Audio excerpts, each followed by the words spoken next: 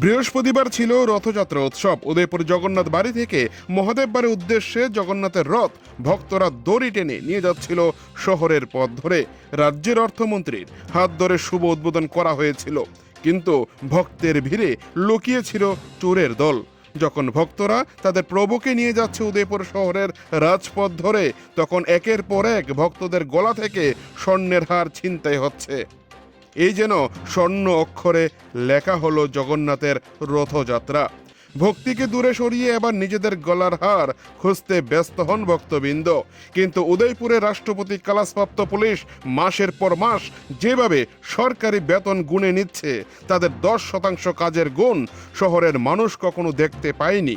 রাধাকিশোরপুর থানা অথবা উদয়পুর মহকুমা পুলিশের ঢিলেঢালা মনোভাব প্রতিটা সময় প্রতিদিন থেকে যাচ্ছে উদয়পুর শহরে, যার সুফল বেকারত্বের এই দুর্দিন সময়ে চুরি হচ্ছে প্রতিনিয়ত।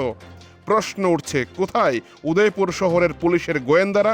সরকারি বেতন যদি কখনো একটু দেরি হয়ে তাদের ব্যাংক অ্যাকাউন্টে প্রবেশ করে, অথবা তাদের রেশন মানি যদি কখনো আটকে পড়ে, তাহলে সরকারের বদনাম করতে ছাড়ে না বিভিন্ন মহলে।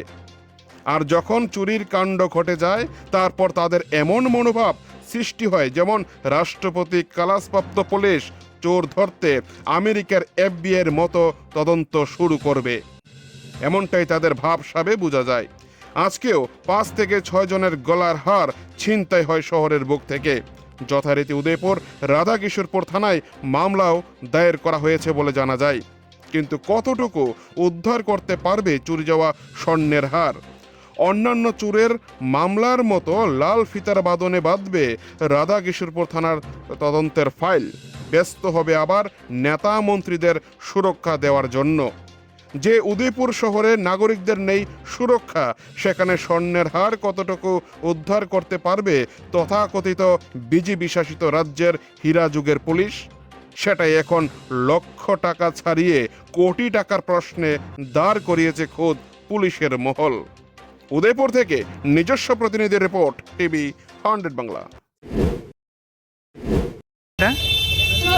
আমি রথের ভিতরে দিয়ে আসছিলাম। আচ্ছা, সামনে গেছি, সামনে যাই একটা না তিনে পকড় মামা তোমার বড় আচ্ছা, এটা কোন জায়গাতে চেনটা চুরি হয়েছে আপনার?